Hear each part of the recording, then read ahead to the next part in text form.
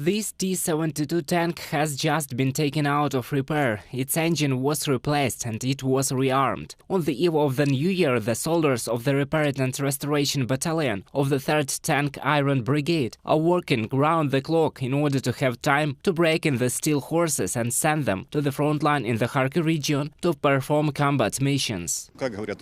It is said that this is an indicator of how the Repair and Restoration Battalion works. This is the best indicator. When there is nothing in repair, this is the best indicator. According to the battalion commander, now they have the time and resources to restore equipment and send it back to the front. And during active hostilities for the liberation of the Kharkiv region, his guys sometimes had only 30 minutes to return the equipment into operation.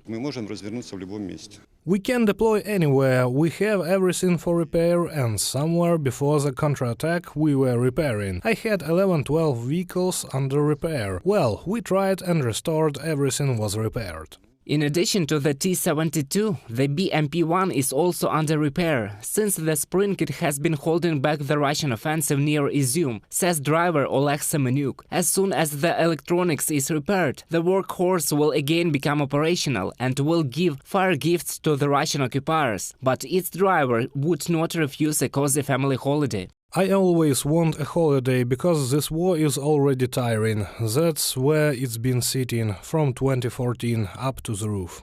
Maxim Barsuk, one of the 3 members of the repair crew, tries on a Santa Claus hat a few days before the New Year to raise the moral and spirit of the entire battalion. He says that in peacetime he always used to dress up as a magician at the New Year Eve school parties of his children. He has 3 of them. Now at the front, the task is more difficult. There is no one to dance with, and everything is difficult with the Christmas tree. And you can't have a Christmas tree, because everything is mined everywhere. You can't get a Christmas tree anywhere else. Maybe only an artificial one we will buy, then we'll take it, for sure. The commander of the repair crew, Boris Kuvshinov, has been fighting since 2015. He admits that he traveled all over the Donetsk and Luhansk regions for a year and a half of his service. He thought that his help would no longer be needed, but on February 25th he volunteered for the Military Registration and Enlistment Office, and for 10 months as a part of the 3rd Tank Iron Brigade he has been repairing military equipment. He says that during the counteroffensive in the Kharkiv region they put on wheels both their own and captured equipment abandoned by the enemy.